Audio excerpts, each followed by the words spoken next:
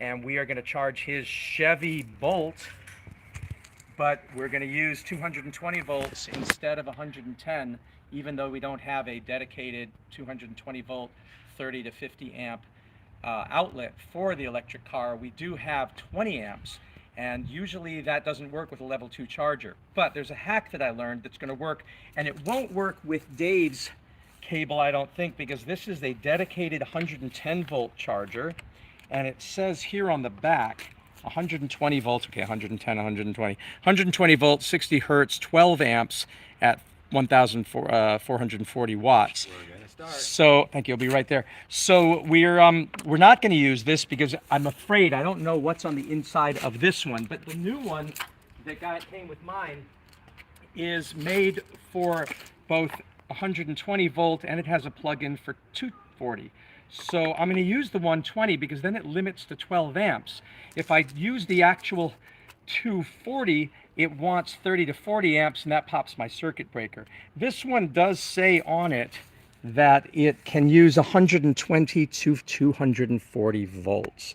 So it has that, just like your computer's charger can be plugged in Europe or the US, so can this be plugged in. So it's just that the outlet here is made for 120 volts. So I have a welding adapter that is wired consistently for going from 240 volts. That's why it has this other pin facing the other way. That's the 240 normal socket for a welding machine.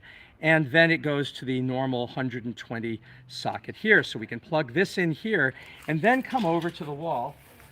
And here is where we have two different options for charging. I do have 110 or 120 volt normal, and that's what, Dave, what you would plug into when you normally come here if you don't have this particular adapter. So that's always available, but at 8 to 12 amps, that's really slow, and you'd have to be here all night to get it to charge. This is 240, but because I'm using this 120 volt outlet, it's going to limit it to 12 amps, so it won't pop my circuit breaker.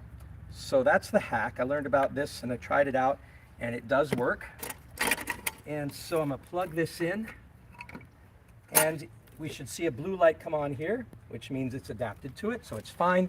And now we're going to plug in the charger, and we should see the green light go on there in a moment. And the green light is blinking, and it says on your, here it's calculating, if you come over this way, it's figuring out when charge will be complete, 11:15, 11:30, 11:45, so right down there. And it's settled on 11:45 Sunday. I think you have yours set for 12 amps, right? Do you know? Oh, well, let's check that out. Mind starting the car for a second? Okay. And now go to your, oops, not audio, go home and go to energy and look at details, charging options. Okay, so it says it's 8 amps. So we want to make it maximum 12 amps. See that? So now we'll go faster than 8 amps. And we do have a 20 amp circuit breaker, so that should work just fine. Okay, so you're good, you can turn it off. Now we're going to get, it should recalculate, and instead of saying whatever it said, 12:30 or something, it should tell us. Let's see what happens. Okay, now it says 12 a.m. Okay, very good. Yep, you're welcome. You'll want to take your cord and put it back in the car, I think. All right. So that's the advantage of having a dual level charger and then having that hack. 12 instead of 8 means you get 150% faster? Is that yes, sir. And that'll work on your 120 as well. That setting is for the 120, so yours should be set normally to 12 amps. If you've had it by default set to 8, then you were losing some speed, some time. So now we've got it set to 12. I would always, it has nothing to do with a level 2.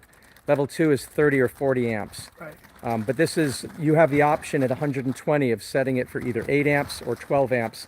And they do that for homes that don't have a 12 amp circuit breaker. Most people are on a 10, so they give you 8. But if you have a 15 amp circuit breaker, you can use the 12. All right. Yes, thank you.